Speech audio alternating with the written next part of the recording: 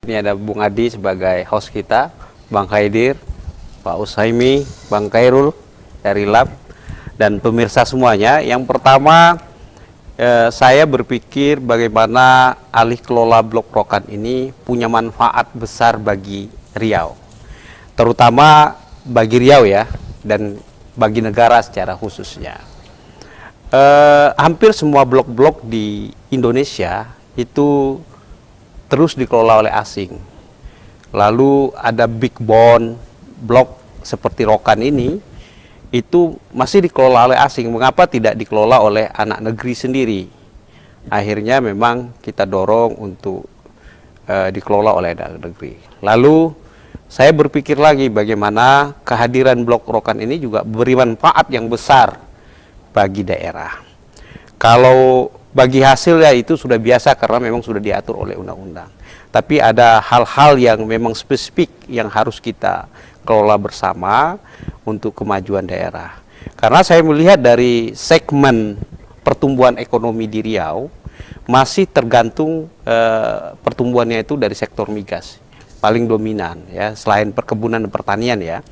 Tapi memang sektor migas ini terlalu menarik. Lalu kalau pemerintah ingin mendorong lebih laju lagi pertumbuhannya, memang sektor migas ini harus dimaksimalkan sehingga dia beri multiplier efek lah terhadap pertumbuhan ekonomi secara seluruh di Riau. Nah, saya ingin bahwa memang ada peran daerah dalam transisi Blok Rokan ini. Maka kami di Komisi 7 dan Panja Migas, saya kebetulan masuk di Panja Migas, saya dorong terus bagaimana Panja Migas ini berdialog dengan pemerintah daerah, dengan tokoh masyarakat, dengan LAM. LAM komponennya adalah sebagai ada komponen tanah-tanah wilayah, ya, tanah-tanah adat yang memang harus didiskusikan ke depan bagaimana keberadaannya. Ya, tokoh masyarakat tentu punya banyak hal pemikiran tentang bagaimana kemajuan Riau. Pemerintah daerah yos pastilah ya Pak Gubernur.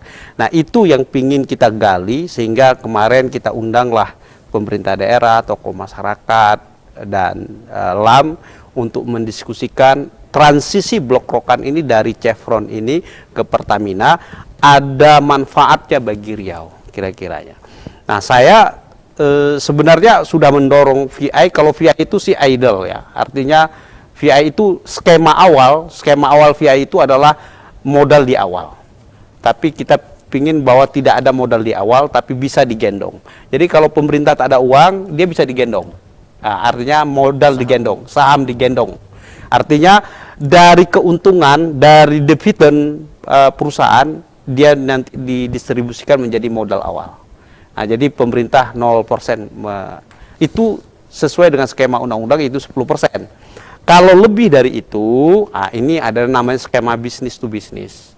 Nah, kalau business to business tentu pemerintah daerah harus menyiapkan perangkatnya atau badan hukum daerah seperti LAM, Laskar atau BUMDes atau koperasi. Yang penting bagi saya adalah daerah ikut serta. Nah, karena saya ingin lokus bisnisnya itu ada di Riau. Kalau lokus bisnisnya ada di Riau, tentu uangnya nggak putar kemana-mana, Pak Adi ya, Bang Khaidir ya, tak akan putar kemana-mana. Dia akan menjadi kecukupan modal bagi daerah untuk menggenjot pertumbuhan ekonomi, Pak. Tidak ada kemajuan daerah kalau nggak ada pertumbuhan ekonomi, Pak.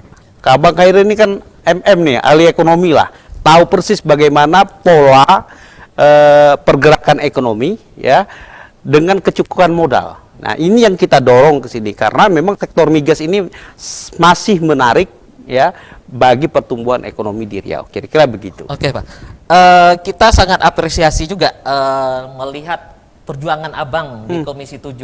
Bahkan dengan keras, apakah kami harus merdeka? Merdeka. Ya.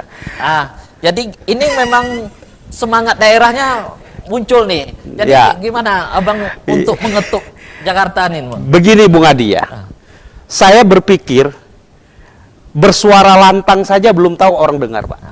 Apalagi tidak bersuara sama sekali, ya kan? Saya tanggung jawab saya ya, tanggung jawab saya sebagai anak Jati Riau, tentu ini menyuarakan, Pak. Kalau tidak disuarakan, Pak, orang mana dengar, ya kan? Jadi saya tanggung jawab saya lah. orang sudah memilih saya di Riau, saya harus suarakan apa sih potensi Riau ini yang harus digenjot oleh pusat. Ya, harus ada pembelaan kita dari legislatif supaya mereka punya pendekatan khusus terhadap Riau. Nah, maka itu saya bilang jangan sampai kami teriak merdeka dulu baru kami diperhatikan. Artinya komunikasi antara daerah dan pusat jelek gitu loh. Ya, maka saya pingin bahwa komunikasi ke depan itu harus komunikasi persuasif, tapi jangan saling tekan. Nah, kalau memang nggak mempan ya kita pasang tekan ya Bang Khairul ya. Nah, begitu ya Bung Hamidi ya. Ya kita tahan dulu Bang.